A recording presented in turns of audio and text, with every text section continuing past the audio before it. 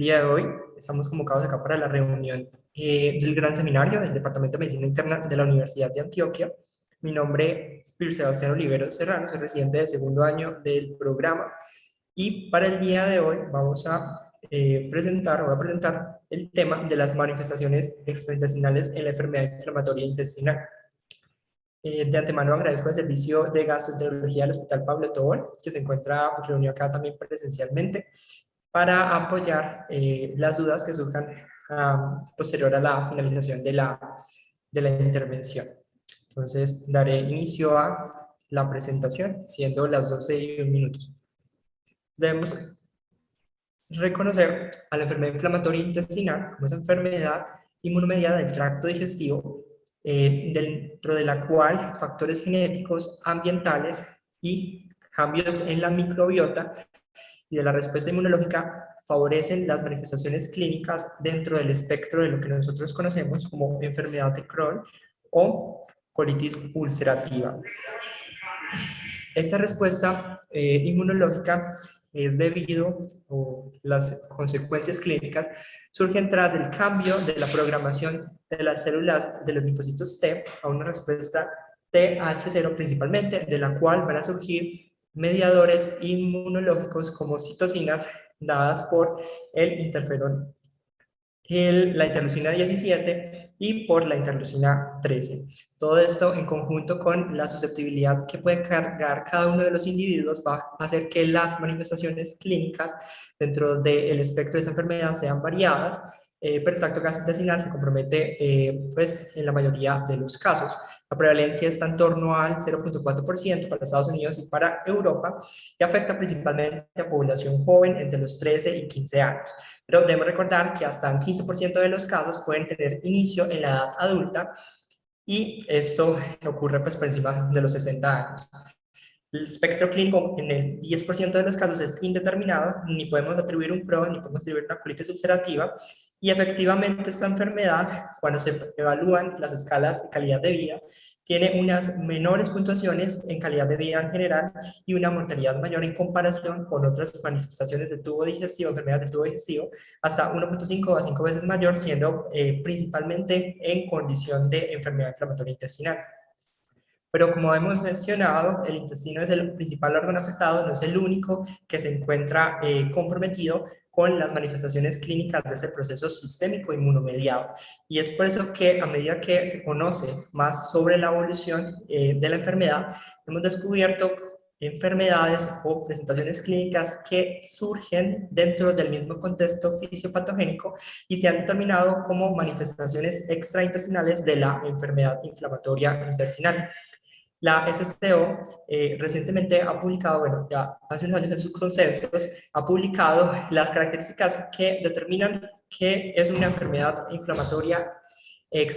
una manifestación extraintestinal de la enfermedad inflamatoria y que no lo es, y dentro del concepto general que nos dan son aquellas condiciones que surgen dependientes de la respuesta inmune del mismo proceso inmunomediado a nivel del tracto digestivo o que son manifestaciones que se perpetúan por la misma enfermedad o comparten una predisposición genética o ambiental.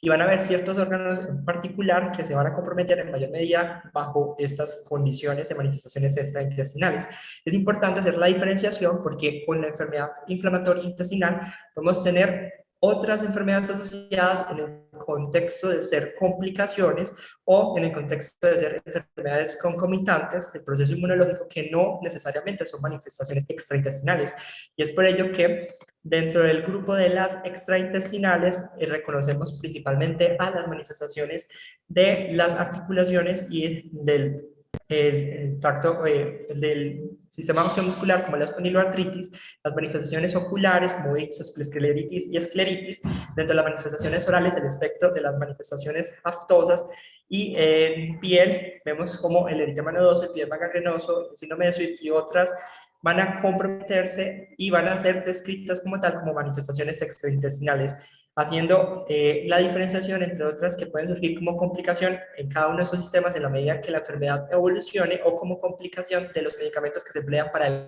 control de la misma enfermedad. Y finalmente hay que reconocer,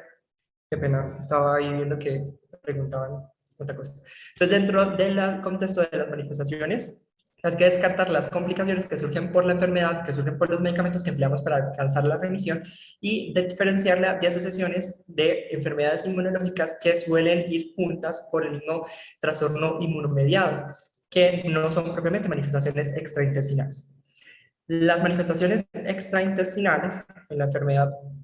inflamatoria intestinal van a tener en común de que van a surgir en la medida en que tengamos un mayor compromiso colónico en la mayoría de estas. La prevalencia es muy variable y depende de cuál es la definición que se tomen para determinar cuáles sí se determinan como manifestaciones extraintestinales y cuáles no. Tenemos manifestaciones que pueden ir, o reportes que pueden ir desde el 6% hasta el 47% de las cohortes de pacientes con enfermedad inflamatoria intestinal, y es importante reconocer que usualmente no es una, sino que pueden ocurrir hasta de un 20 o más del 20%, dos o más manifestaciones extraintestinales en el mismo paciente durante el curso de su evolución. Con factores de riesgo se ha determinado que el hecho de ser mujer, la duración de la enfermedad, el inicio temprano de los síntomas digestivos, la extensión de la colitis, el tabaquismo y el compromiso perianal son características en común que tienen los pacientes que manifiestan o se evalúan con condiciones extraintestinales. Y cada vez que tengamos un paciente con cada una de estas condiciones, es nuestro deber interrogar y buscar si no están concomitantemente cursando con una de las siguientes manifestaciones extraintestinales. Al menos un cuarto de los pacientes van a tener manifestaciones antes del diagnóstico, como lo podemos ver acá en esta cohorte que se hizo ya hace algunos años, en donde evaluó qué tanto tiempo demoraba tras el diagnóstico de la enfermedad inflamatoria intestinal o antes del diagnóstico de enfermedad inflamatoria intestinal el paciente con las manifestaciones clínicas. Vemos que en promedio se tiene 5 meses a entre 0 y 25 meses para un cuarto de los pacientes que manifiestan manifestaciones extraintestinales, perdón la redundancia, al diagnóstico de la enfermedad. Y posterior del diagnóstico, el 74% van a tener algún componente extraintestinal dentro de la cohorte de los pacientes con manifestaciones extraintestinales. Esto nuevamente se ha venido reevaluando y cada vez las cohortes demuestran que en promedio, por ejemplo en esta cohorte que se hizo en el centro de Hungría entre 2008 y 2021, en los pacientes con una edad promedio de 32 años, las manifestaciones en la enfermedad de Crohn podrían estar en torno a 10 años antes del diagnóstico o 30 años después del diagnóstico de la enfermedad inflamatoria intestinal. Y para colitis ulcerativa podría tener un rango un poco más amplio, de 24 años antes del diagnóstico y hasta 30 años después del diagnóstico de la enfermedad inflamatoria intestinal. Y es por ello que esos pacientes, en su seguimiento, siempre se les debe hacer énfasis en interrogar las manifestaciones extraintestinales por el amplio periodo en el que pueden surgir cada una de ellas y, como veremos más adelante, modificar el pronóstico de la enfermedad y empeorar su calidad de vida.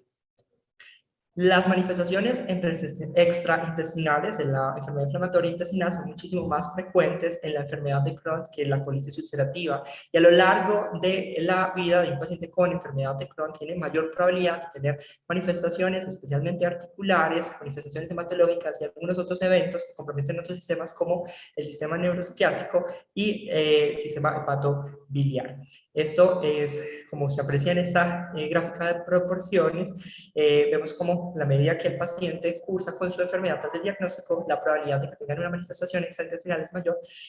para ambas condiciones, pero es muchísimo mayor para la enfermedad de Crohn.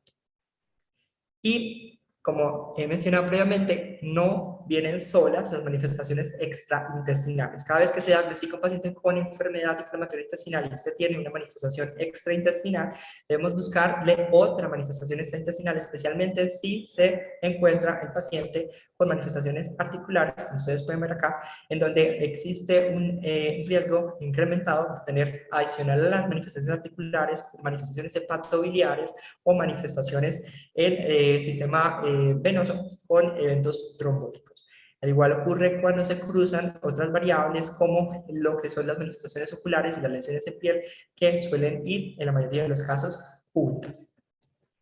Esta es una cohorte del grupo de gastroenterología del Hospital Pablo Tobón Uribe, en donde se recolectaron 759 pacientes con enfermedad inflamatoria intestinal, de los cuales 71% fueron colitis ulcerativa y el resto fueron pacientes con enfermedad de Crohn, siendo un 15 del total los pacientes no clasificables,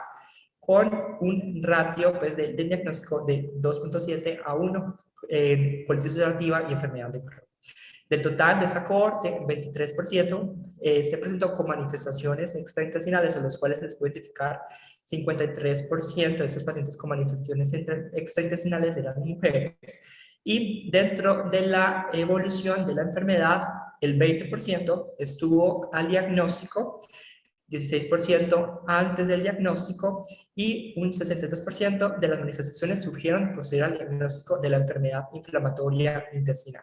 Estas eran mucho más frecuentes cuando se usaba o se empleaba el anti-TNF en el curso de la enfermedad, 43.5% versus el 18%, como ustedes pueden ver acá. La distribución de las frecuencias para cada una de las manifestaciones, vemos que las manifestaciones articulares fueron las principales en concordancia con los que se encuentra en la literatura, seguida de las manifestaciones hepatobiliares para los pacientes con colitis ulcerativa, y en los pacientes con enfermedad de Crohn las manifestaciones orales seguían posterior a las manifestaciones articulares. Como ustedes pueden apreciar acá. Entonces, esta es una cohorte de datos locales en donde nos demuestra que las manifestaciones extraintestinales están presentes en nuestra población, a pesar de que sea variable la presentación a lo largo de las otras cohortes externas. Y debemos reconocer las manifestaciones extraintestinales como producto de la interacción de esos factores determinados genéticamente en relación con diversos componentes que determinan sistemas del HLA o la expresión de otras moléculas que modulan el sistema inmunitario, y entre ellas, pues clásicamente, para las manifestaciones articulares, como las espondilitis anquilosante, tenemos como alteraciones en la expresión de receptores para interleucina 23,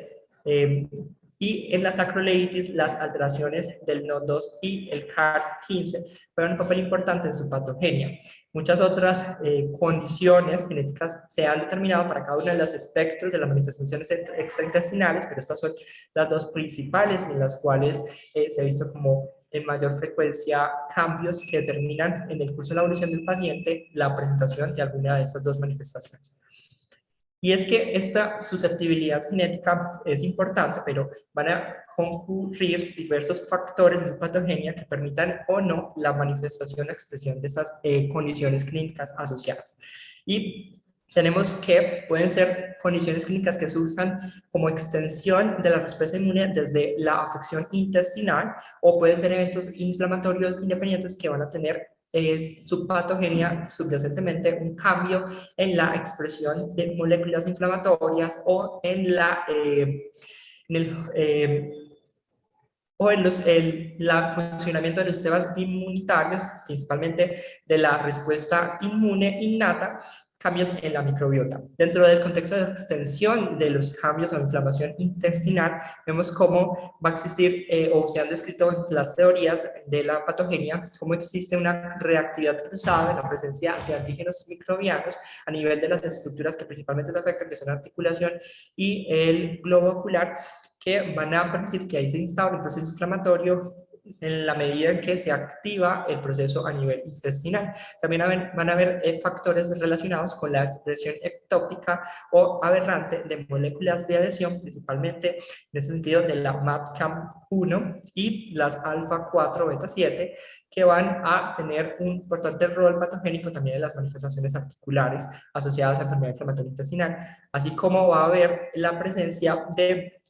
anticuerpos circulantes que generen fenómenos de depósito inmunocomplejos y alteraciones en el tráfico celular con una expresión aberrante de lo que se reconoce como el homing de los linfocitos. Todos esos mecanismos, entre ellos también alteraciones en la hematopoiesis, se han identificado como las teorías probables de por qué surgen las manifestaciones extraintestinales en la enfermedad inflamatoria intestinal.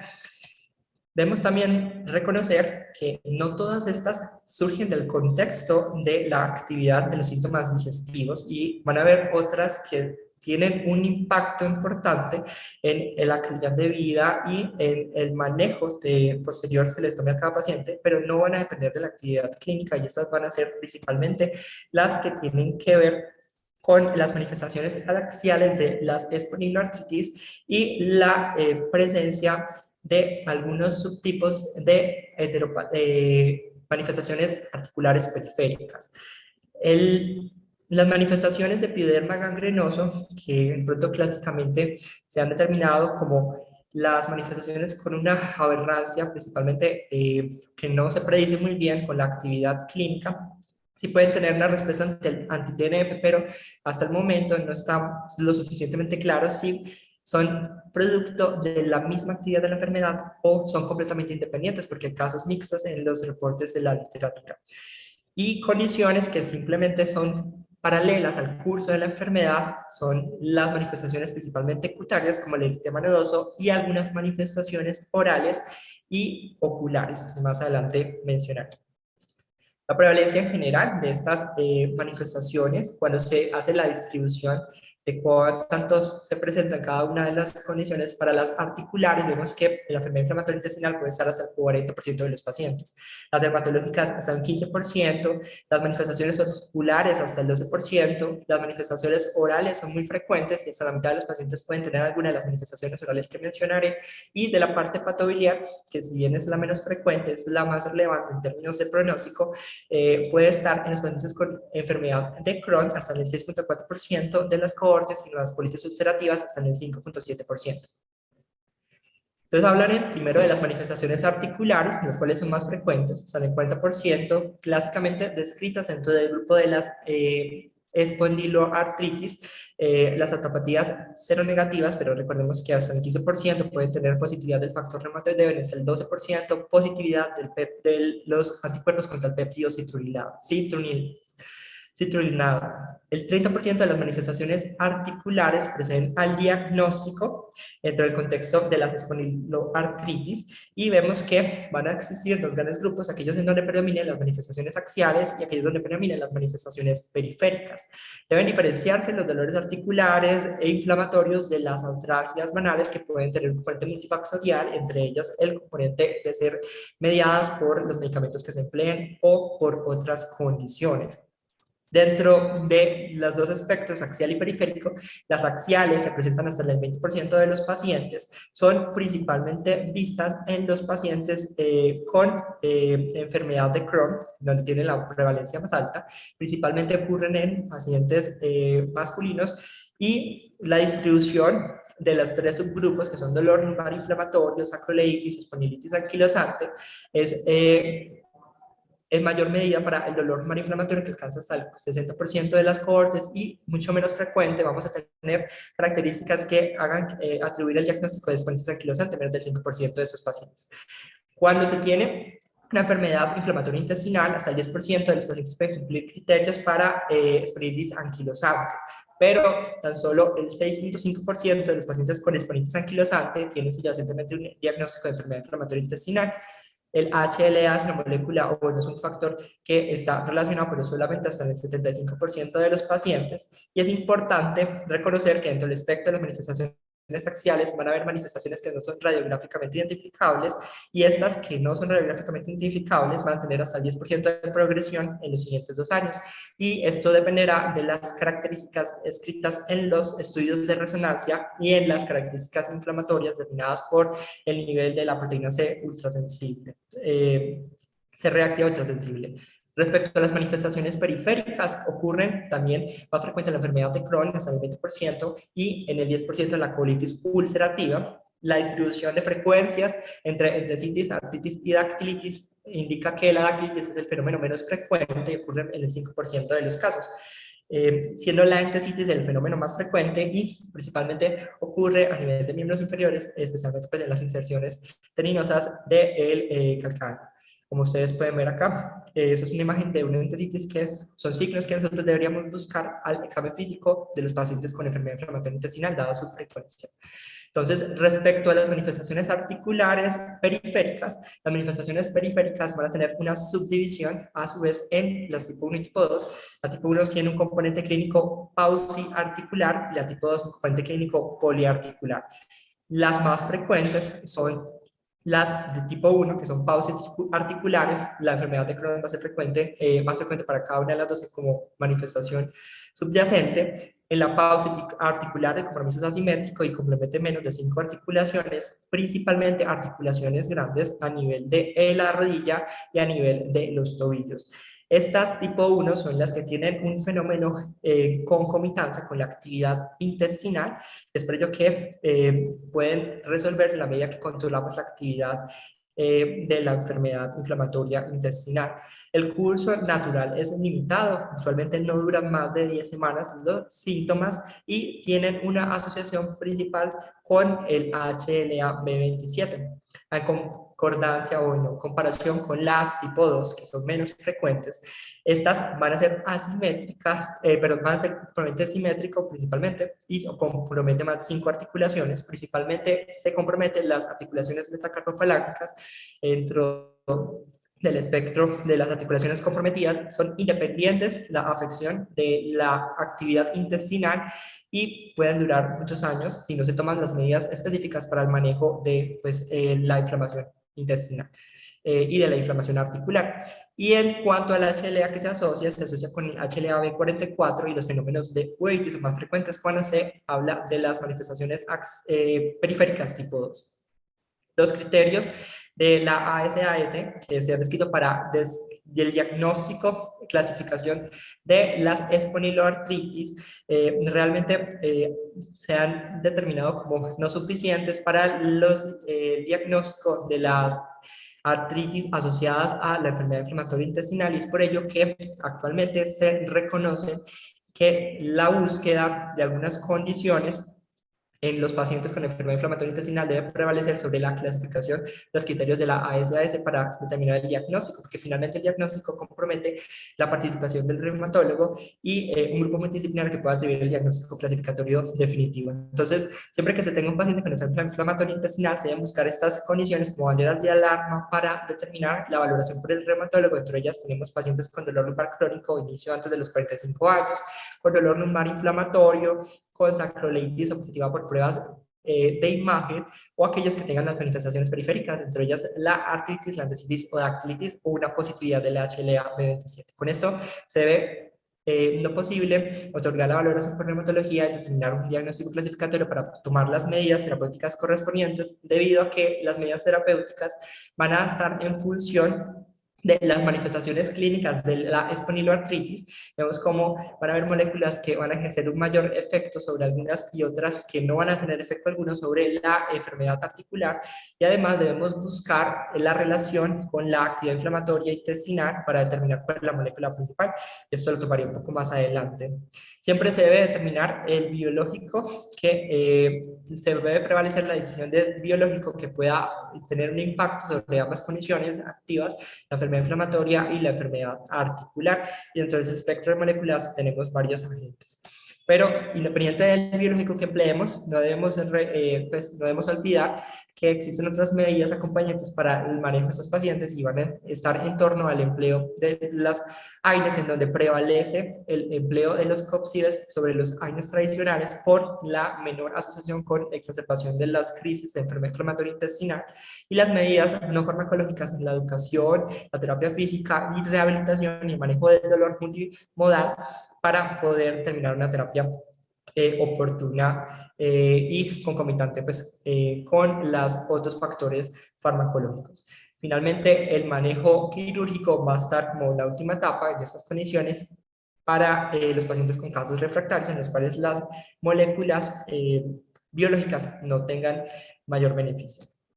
Respecto a las manifestaciones cutáneas, estas van a tener pues, una presentación muy variable, ocurren ya en el 15% de los casos. Tenemos manifestaciones específicas en donde principalmente están las manifestaciones por Crohn metastásico, los desórdenes asociados por la actividad inflamatoria, donde está el eritema nodoso y la psoriasis, y algunos eventos de estomatitis aftosa, pero como manifestación oral. Las manifestaciones reactivas, en donde el principal exponente es el piederma gangrenoso, y otras manifestaciones que ocurren en concomitancia con los tratamientos que se emplean para la enfermedad inflamatoria intestinal o que surgen por déficits nutricionales secundarios al bloqueo pues, de la funcionalidad intestinal.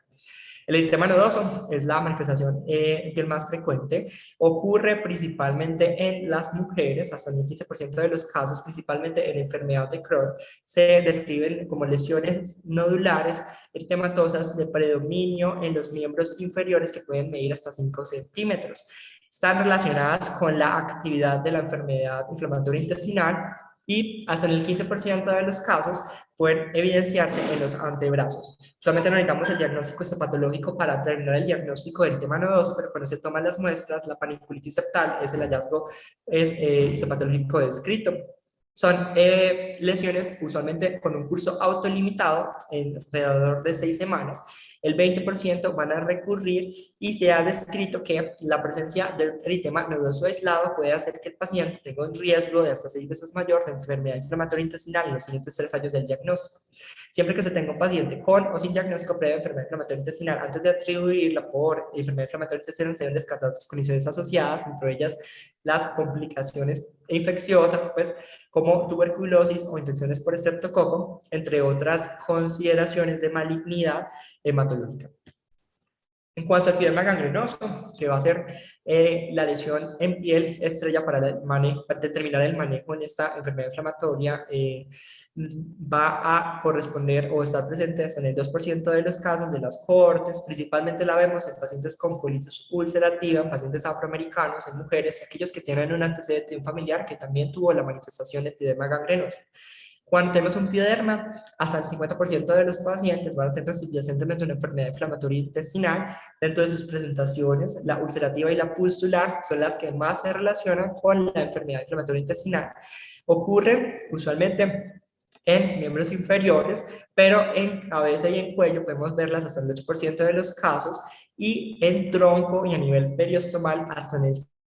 Entonces, retomando la parte del pioderma, el curso es impredecible, el 15% ocurre antes del diagnóstico de enfermedad inflamatoria intestinal y el 25% de las lesiones tienden a recurrir. El manejo, como el curso es impredecible, va a tener pues diferentes escalones en donde pasa a la terapia tópica, dependiendo del tamaño de las lesiones y el número de lesiones y el área de superficie pues, corporal comprometida, a terapias sistémicas, en donde los corticoides y la ciclosporina son las herramientas a emplear en primera medida para el control de las lesiones. Cuando no mejoran, estaría indicado considerar los biológicos, entre ellos los inhibidores del TNF y los otros inhibidores de las interleucinas que están asociadas con su fenómeno inflamatorio. Y dependiendo de si mejoran los síntomas o no, se pueden utilizar, si no mejoran los síntomas, terapias inmunomoduladoras diferentes, como las que ustedes pueden ver en la pantalla. Listo. Otra de las manifestaciones que ocurre en los pacientes con enfermedad inflamatoria intestinal a nivel de piel es el síndrome de Sweet. Esto es muchísimo menos frecuente, pero se ha descrito. Son lesiones que se describen como placas eritematosas que pueden ser o no prurignosas, principalmente en extremidades y en tronco. Están descritas dentro del síndrome de febril neutrofílica, que se asocia a artritis, fiebre, conjuntivitis y leucocitosis.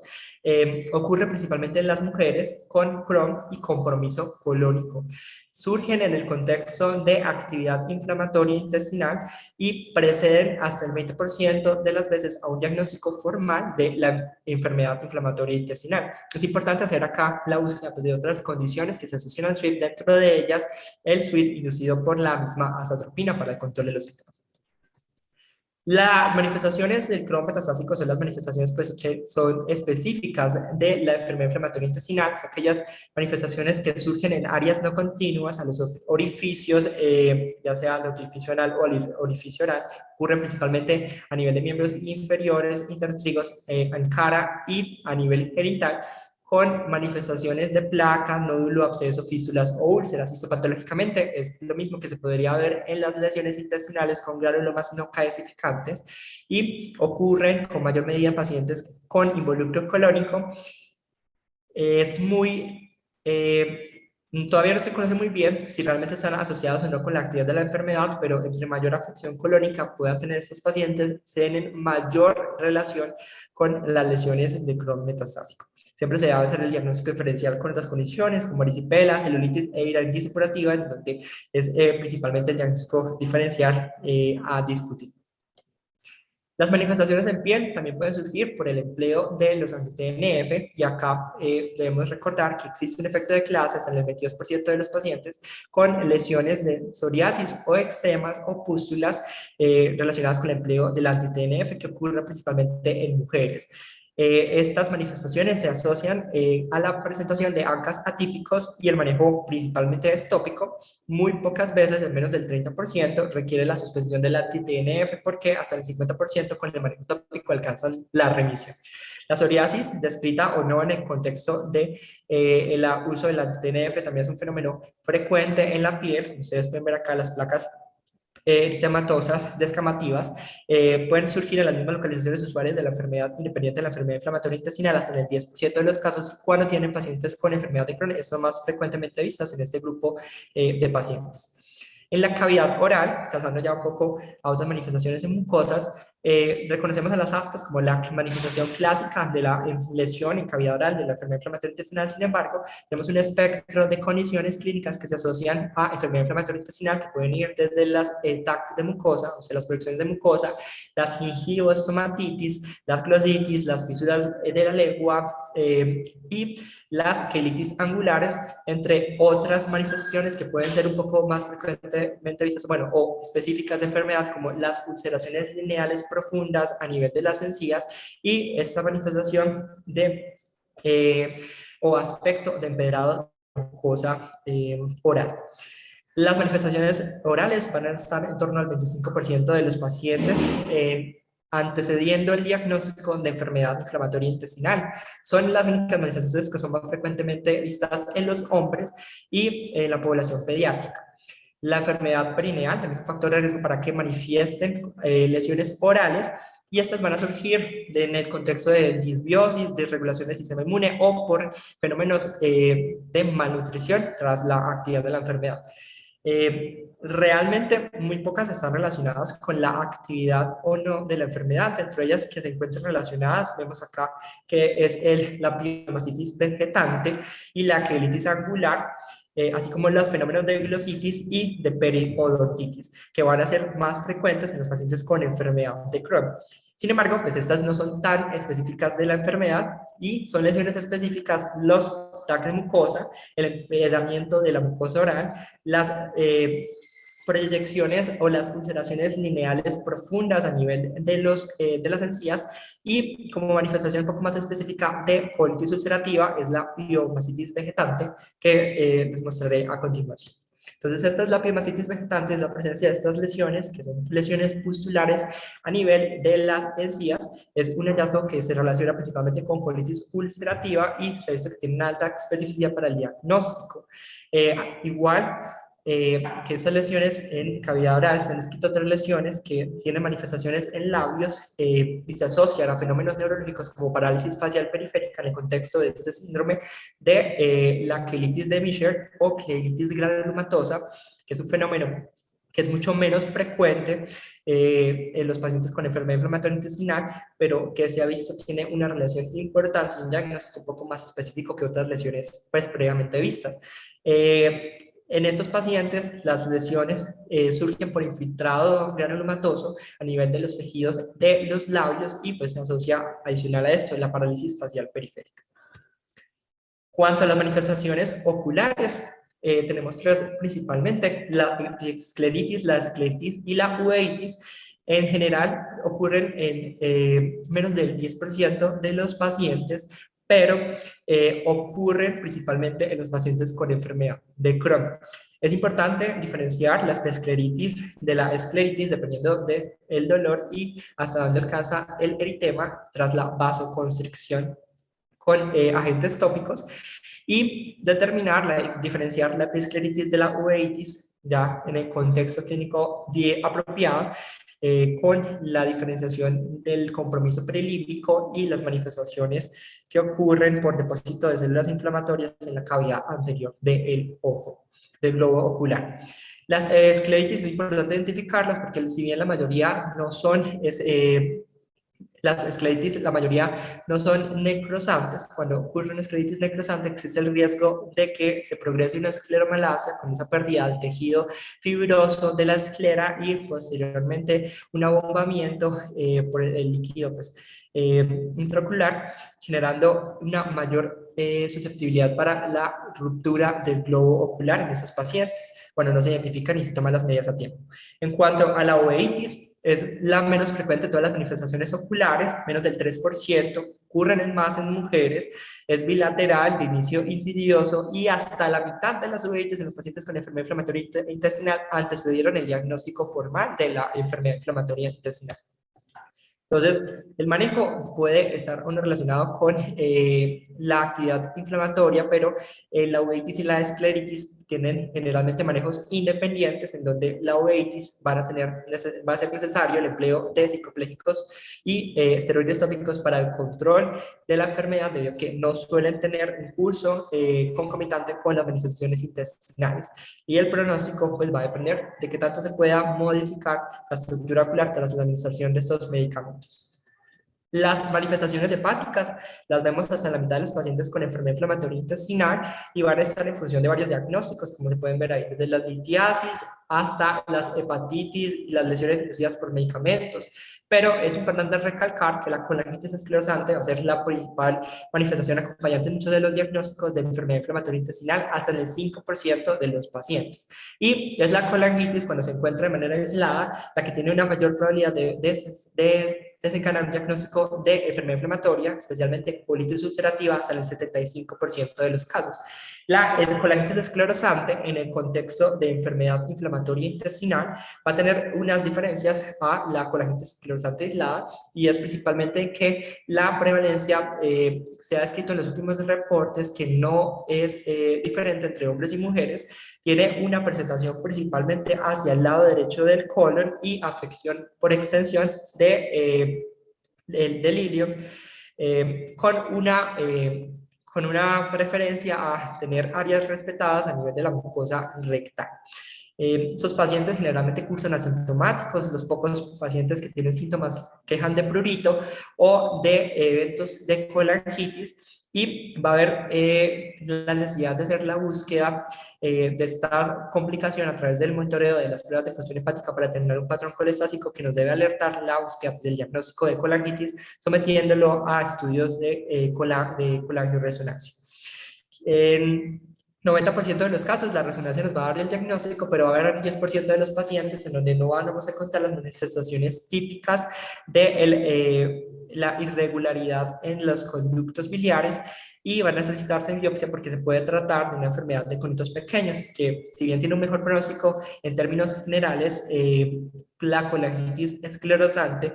de conductos grandes y pequeños también incrementa el riesgo de otras neoplasias, dentro de ellas el colangiocarcinoma, está 161 veces mayor en población que en población general, en páncreas, colorectal, de vesícula biliar, y existen reportes de un mayor riesgo para hepatocarcinoma también. El manejo, bueno, en términos generales, el manejo acá de estos pacientes va a estar en función de si requieren otro trasplante hepático, porque el ácido ursodesoxycólico realmente no mejora el pronóstico en muchas de las condiciones pues, o desenlaces de la enfermedad. Cuando esos pacientes tienen la indicación de trasplantarse por pues, el grado de disfunción hepática o la recurrencia de eventos de colangitis, es importante recordar que en el plazo de 5 años o 10 años se puede recurrir la enfermedad en estos pacientes con enfermedad inflamatoria intestinal. El manejo clínico se va a dar en función de qué tanto manifestaciones por prurito o manifestaciones de la alteración mineral ósea presentan estos pacientes, con las consideraciones como en general para la población con colangitis esclerosante primaria, independiente de la enfermedad inflamatoria intestinal.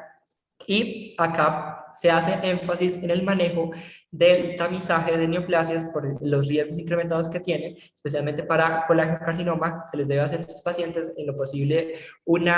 tamizaje, una tamización de colangiocarcinoma con colangioresonancia o ultrasonido, en el cual se le puede sumar o no el antígeno CA19-9 cada 6 y 12 meses, dependiendo pues de la condición clínica del paciente, y en caso de que se tengan pacientes con lesiones que sean sugestivas de malignidad, que hay constricciones dominantes en los ductos biliares o elevación desde un basal del CA19-9 mayor a 20 unidades por mililitro, se les debe someter a siempre cepillado de la lesión para determinar pues, el componente de malignidad y pues, tener un manejo oportuno. Para el tamizaje pues, de otras neoplasias, entre ellos el de carcinoma de vesícula biliar o el hepatocarcinoma, también se han recomendado estudios ecográficos rutinarios con la adición o no de la alfa-fetoproteína cada 12 meses, y ante la presencia de pólipos de vesícula biliar por encima de los 8 milímetros, someter a colecistectomía. Los pacientes tienen un riesgo incrementado en comparación con la población general con la población con enfermedad inflamatoria intestinal de neoplasias colónicas, y es por ello que desde el diagnóstico se deben someter a estudios colonoscópicos para determinar la presencia o no de displasia de pólipos y displasia o de un cáncer pues ya instaurado. Pasando a otro espectro de manifestaciones, tenemos las manifestaciones minerales óseas, que también son frecuentes hasta en la mitad de los pacientes. Vemos como de los 20 y 40 años, cuando se tiene el diagnóstico, existe la mitad de los pacientes trastornos de la mineralización ósea, como osteopenia, y esto es debido pues, a múltiples factores, entre ellos la actividad de la enfermedad, el empleo de algunos medicamentos como los glucocorticoides y fenómenos de disbiosis del tracto digestivo que van a entorpecer esa absorción de los nutrientes como el calcio y van a alterar todo el proceso de mineralización ósea. Estos pacientes, las medidas de manejo de osteoporosis y las medidas preventivas pues no van a diferir mucho de la enfermedad en general, pero se debe tener claro que tienen un mayor riesgo en comparación con la población en general. Dentro de otro grupo de manifestaciones vemos manifestaciones hematológicas, urológicas y pulmonares. Dentro de las hematológicas, la anemia es más frecuentemente vista. Siempre se debe descartar que no sea secundaria ferropenia por la pérdida suprarticia, pues por lesiones no identificadas a nivel de la mucosa gastrointestinal, pero también recordar que la enfermedad crónica, las anemias megaloblásticas y por toxicidad medicamentosa están presentes en estos pacientes. Existe un riesgo mayor también de trastornos linfoproliferativos, especialmente asociados con la terapia, la 6-mercaptopurina y con los anti-TNF. Urológicamente, vemos que se puede manifestar fenómenos de litiasis, de nefritis intersticial, glomerulonefritis y uropatías obstructivas no litiásicas por fenómenos fibróticos desencadenados por el proceso inflamatorio adyacente a los uréteres y ser pues manifestaciones que acompañen el curso de la enfermedad o compliquen el curso de la enfermedad. La amiloidosis es un fenómeno realmente muy raro que se describe como una manifestación extraintestinal por el fenómeno inflamatorio persistente, pues antes de la llegada de los biológicos para el control de la enfermedad. Y a nivel pulmonar, los pacientes usualmente tienen alteraciones de las pruebas de función pulmonar en el contexto de fenómenos obstructivos por bronquitasias o por bronquitis crónica asociada, independiente de que se hayan expuesto o no a las partículas del tabaco o del humo del tabaco. Van a existir también compromiso intersticial inespecífico en estos pacientes, y cuando se consolida una patología intersticial difusa, la neumonía organizada va a ser la más frecuentemente asociada. Al igual que otros fenómenos granulomatosos, el compromiso de la vía aérea con estenosis y va a ser frecuente en los pacientes con enfermedad inflamatoria intestinal. Pasando. Dentro del componente pancreático y neurológico van a ser manifestaciones muy variadas que debemos también tener en cuenta. Muchas de estas van a estar en asociación con los medicamentos como pancreatitis agudas o crónicas o elevaciones asintomáticas de la lipasa, y a nivel neurológico la neuropatía periférica es de pronto una de las manifestaciones más frecuentes, que va a tener un componente multifactorial, componente nutricional y de actividad de la enfermedad. Otras manifestaciones neurológicas que se han visto asociadas a la enfermedad inflamatoria intestinal son las enfermedades desmielinizantes y las trombosis de senos durales como componente que resalta el fenómeno trombogénico de la misma enfermedad. Entonces, el riesgo trombótico en la enfermedad inflamatoria intestinal siempre es un riesgo latente. Tenemos factores de riesgo que van a determinar mayor trombosis arterial o mayor trombosis venosa, dependiendo pues de la actividad de la enfermedad inflamatoria, y eso va a surgir en relación con los fenómenos que se desencadenan tras la activación de cascadas inflamatorias que involucran el TNF-alfa, la interleucina 6, la elevación de la PCR y las alteraciones en la función de la homocisteína, concomitancia con niveles bajos de componentes vitamínicos como la vitamina B6 y B2. Todo esto va a generar que los pacientes tengan, en cuanto al lecho arterial, mayor posibilidad de eventos trombóticos con infarto de miocardio, con un OR de 1.19 y de ACVs con ORs de 1.18, e isquemia mesentérica con ORs que pueden ser hasta 3.46. En el fenómeno de los fenómenos trombóticos en lechos venosos también van a ser frecuentes, y vemos como la trombosis venosa periférica puede tener, alcanzar un riesgo relativo de 2.42, y los fenómenos de tromboembolia pulmonar, riesgos relativos de 2.5 hasta 3.28. También van a haber fenómenos de trombosis en otros lechos como el portal, el mesentérico, el dural y el retiniano. Y en general, la enfermedad inflamatoria intestinal, cuando está activa, es una de las condiciones que incrementa el riesgo de recurrencia de fenómenos trombóticos en el curso de la enfermedad. Es por ello que siempre se busca controlar la enfermedad y aportar los suplementos vitamínicos, utilizar profilaxis de enfermedad tromboembólica en los fenómenos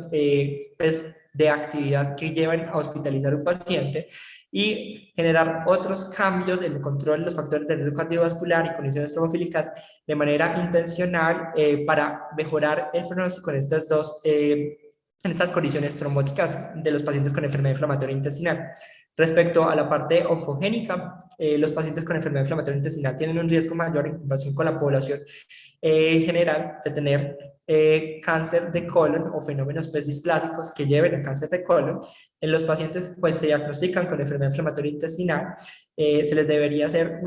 una tamización con estudios endoscópicos, colonoscópicos, 8 a 10 años después del diagnóstico, y dependiendo de los hallazgos, continuarlo 1 a 3 años en general. Siempre se debe ver el recto si es que no se puede hacer la visualización colonoscópica completa en estos pacientes, y cuando se diagnostican con la agente esclerosante primaria, se va a hacer en la búsqueda desde el diagnóstico, no esperar los 8 años después. Si el paciente tenía antecedente familiar de un cáncer, pues como población general, se va a 10 años antes del diagnóstico del cáncer de colon más temprano, o si tenía un diagnóstico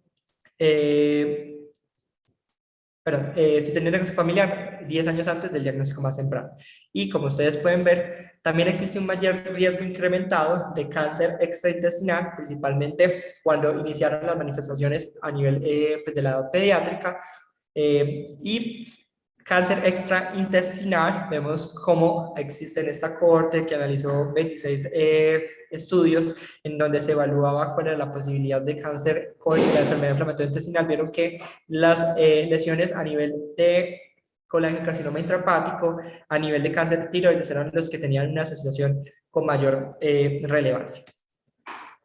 Ya para finalizar, es importante que también reconozcamos que los pacientes tienen mayores tasas de fatiga, ansiedad y dolor, que alcanzan hasta el 20% para cada una de estas estratificaciones. El dolor va a ser algo importante y va a ser que el componente multifactorial, no solamente por lesiones abdominales, sino también por los otros compromisos, principalmente articulares, a nivel lumbar, en rodillas y en cadera, que van a determinar pues, que tengan una peor calidad de vida, como se aprecia en este estudio, en donde existe una importante reconocimiento por parte del paciente de superamiento de los scores de calidad de vida en comparación con aquellos pacientes que no tenían manifestaciones extraintestinales dentro de la misma cohorte. Las múltiples manifestaciones o los múltiples targets que se han visto relacionados con el proceso inmunológico que subyace a la enfermedad inflamatoria intestinal han determinado la búsqueda de moléculas que tengan una mejor actividad para cada uno de estos componentes. Y es por ello que tenemos moléculas que pueden ir contra el factor de necrosis tumoral, que pueden ir contra los mecanismos de integrinas, entre otras moléculas pequeñas, como la interleucina 12 y 23, o bloquear las vías de señalización de las JAK1 y 3. Todas estas moléculas se han intentado agrupar y determinar la posibilidad de usar en cada una de las manifestaciones extraintestinales, dependiendo del curso clínico de la enfermedad, y se ha determinado pues, que en la mayoría de las condiciones articulares va a existir una respuesta favorable con los anti-TNF, como ustedes pueden ver acá, infliximab y adalimumab, encabezando pues, el grupo de los anti-TNF para esta condición. Y en las manifestaciones dermatológicas, donde hay menos evidencia que las articulares, también las anti-TNF van a ser como los medicamentos que podrían tener mayor impacto para el control de los síntomas. Las manifestaciones oculares también responden al bloqueo del anti-TNF, pero va a existir en mayor medida un campo para las otras moléculas como ustekinumab y el vedolizumab. Son moléculas que se han intentado emplear en estas condiciones, al igual que las moléculas como el tofacitinib y sus relacionados. A nivel de lesiones orales, muchas ya habíamos dicho que tenían un componente concomitante con la actividad. Cuando no responden con el manejo de la actividad, también responderían a alguna de las terapias que bloquean el factor, pues, como infliximab y adalimumab. Debido a que pues, realmente poco se conoce sobre el curso de estas enfermedades extraintestinales, en el contexto de la enfermedad inflamatoria intestinal, poco se sabía de cómo se debía hacer el seguimiento para cada uno de estos pacientes, y esto se ve plasmado en un consenso que se hizo el año pasado, en donde se reunieron especialistas en reumatología, dermatología, oftalmología y especialistas en gastroenterología para determinar qué se debería hacer en el seguimiento de estos pacientes y cómo se les debería otorgar los diagnósticos de las manifestaciones extraintestinales. Esto es un consenso, y el consenso parte de estas dudas, y de él surgen unos tiempos a hacer la búsqueda de estas manifestaciones en cada uno de los pacientes para los estudios y poder determinar pues en qué medida se afecta o no la calidad de vida de estos pacientes. Entonces, en este planteamiento de ese consenso se tienen que los pacientes para, por ejemplo, las enfermedades, manifestaciones reumatológicas, se les debe hacer el diagnóstico siempre considerando el especialista en reumatología y considerando los fenómenos de dolor lumbar inflamatorio y los estudios de imagen para otorgarles el diagnóstico de las acroleítis. Las respuestas se evalúan con las escalas que hay propias de la enfermedad, a pesar de que no haya un consenso sobre si determinan o no desenlaces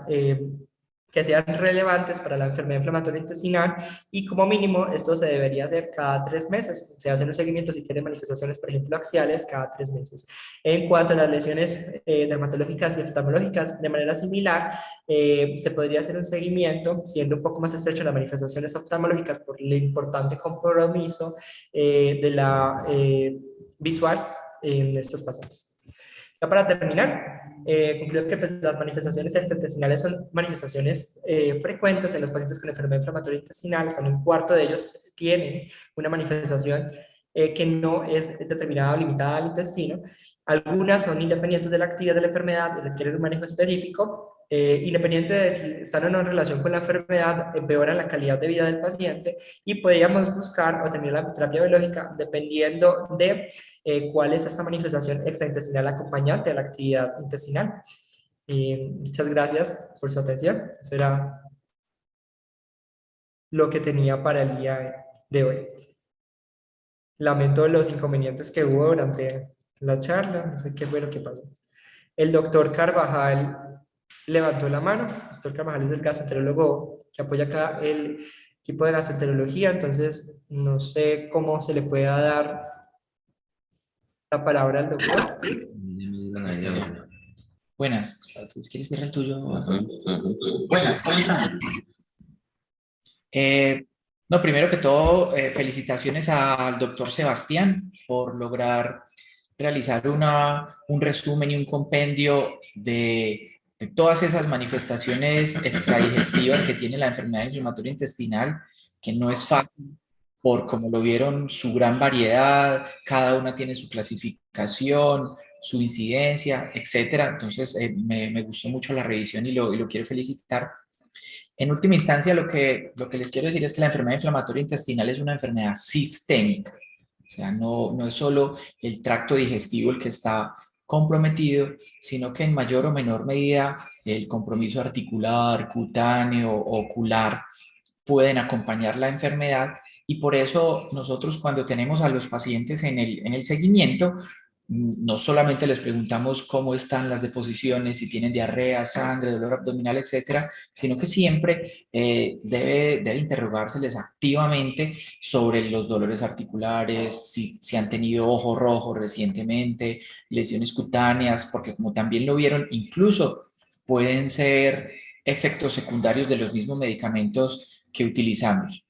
Y con frecuencia requerimos el concurso multidisciplinario de reumatología, dermatología, oftalmología y medicina interna para poder tener al paciente lo mejor controlado de toda su sintomatología.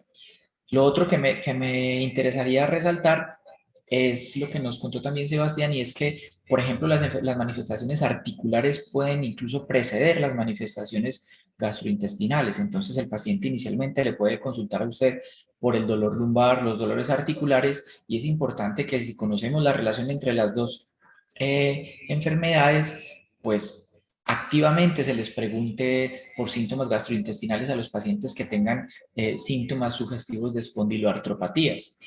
porque incluso ya hay lesiones inflamatorias en el colon o en el ilion, incluso antes en etapa presintomática. Por eso, cuando ya tengan el paciente con enfermedad reumatológica relativamente establecida o sospechosa, no duden en preguntar ese tipo de manifestaciones gastrointestinales y en los momentos que sean necesarios, pues realizar los estudios, la colonoscopia o endoscopia o cápsula endoscópica que sean pertinentes para tratar de recopilar todo el compromiso multisistémico que tienen este tipo de pacientes.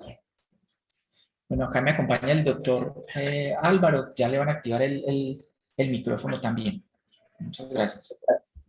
Buenas tardes a todos. Sebastián, felicitaciones por tu presentación. Sí, en base a lo que nos comentaste en la charla y acaba de comentar el doctor John Jaime, resaltar pues la importancia justamente de las clínicas y grupos de enfermedad inflamatoria intestinal. Vieron que son casos que pueden ser complejos, ¿no? Y que requieren el concurso de muchas especialidades y que el paciente puede inclusive estar controlado de su enfermedad inflamatoria intestinal, pero muchas veces su calidad de vida se ve más afectada por las enfermedades extradigestivas o manifestaciones extradigestivas, que si no tienen tampoco un adecuado abordaje, un adecuado manejo, pues el paciente, pues digamos que el objetivo del manejo no se va a lograr. Entonces es un llamado a que ojalá en los centros donde se atiendan pacientes con enfermedad inflamatoria intestinal, se logre tener un grupo multidisciplinario de reumatólogo, dermatólogo, ojalá algún oftalmólogo, de igual manera psiquiatra, ¿sí? Porque también eso hace parte de las manifestaciones extradigestivas de la enfermedad y así poder brindar un manejo óptimo al paciente. Dos cositas respecto al manejo. Si tú lo viste, Sebastián, en cuanto a tratamiento de estas manifestaciones extradigestivas, hay una salida fácil, digamos, o un manejo que fácilmente, digamos, con el cual uno fácilmente puede controlar estas manifestaciones y son los anti-TNF. Sí, o sea, con los anti-TNF casi que podemos controlar manifestaciones dermatológicas, reumatológicas, oculares, etcétera, etcétera. Entonces, digamos que es como ese medicamento o ese grupo de medicamentos que siempre debemos tener a la mano para abordar a este tipo de pacientes, pero el gran problema es que como fueron los primeros biológicos que surgieron para manejar enfermedad inflamatoria intestinal, pues ya muchos pacientes nos llegan refractarios a anti-TNFs y con manifestaciones extradigestivas, entonces se nos ha puesto un poco más difícil la tarea. Pero hay que saber que las nuevas moléculas que se han desarrollado y que ya tenemos varias en el país, como por ejemplo el ustekinumab, nos sirve mucho para controlar tanto enfermedad de Crohn como colitis ulcerativa y manifestaciones extradigestivas como las articulares, las cutáneas, por ejemplo el tofacitinib,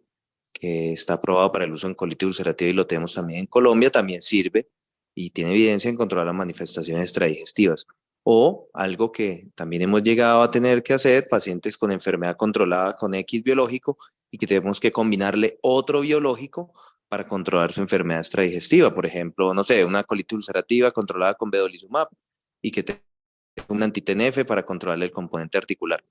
Pero son decisiones que no son fáciles en últimas y donde es importante tener el concurso de las otras especialidades, ¿no? Para tomar decisiones al respecto. Muchas felicitaciones por el caso.